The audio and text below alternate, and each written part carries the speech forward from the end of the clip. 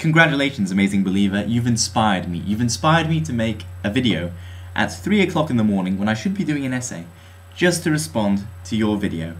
Because if I hadn't watched your previous videos, I would honestly think that you were being satirical and taking the mick, because I can't see how you can hold all these views and voice them in a 6-minute video and not realize how many contradictions you're saying here. Right, let's start off at the beginning. The power of prayer.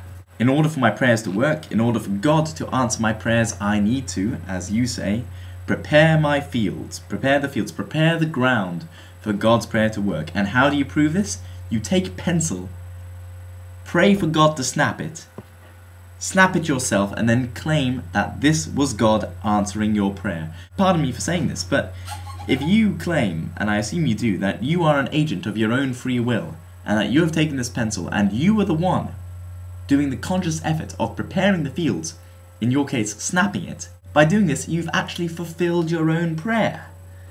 So where does God come into this exactly? Where does God come into this freedom of action in snapping your pencil and fulfilling your prayer? I do not get that at all. Please explain it to me. The second part is this thing that you say we should do, which is surrender ourselves to the glory of God.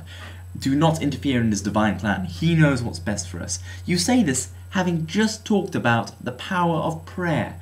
Correct me if I'm wrong, but isn't the act of prayer an attempt to change the divine plan of God?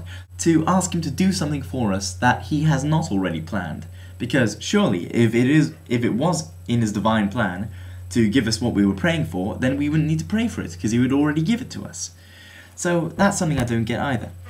Now your third thing, which is a bit more related to the second one, is you say that if you are more righteous, your prayers are more likely to be answered. Yet, on your own definition, being righteous, something good in your life that is to do, is to surrender yourself to the glory of God and not question His divine plan. So, if we're righteous, we will follow the glory of God and not ask for Him to change His divine plan. So that means we won't pray. And if we don't pray, our prayers will be answered. Well, surprise, surprise. Now, I know personally that all my prayers have been answered simply because I haven't made any.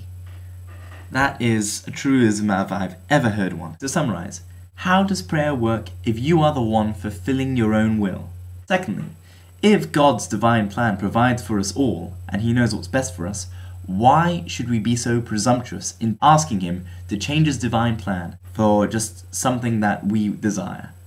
And thirdly, if it is righteous to surrender ourselves to the glory of God, what's the point in Him answering the prayers of the righteous? As if we did surrender ourselves to God's glory and His divine plan, there would be no point in praying. Please answer those questions and get back to me on that.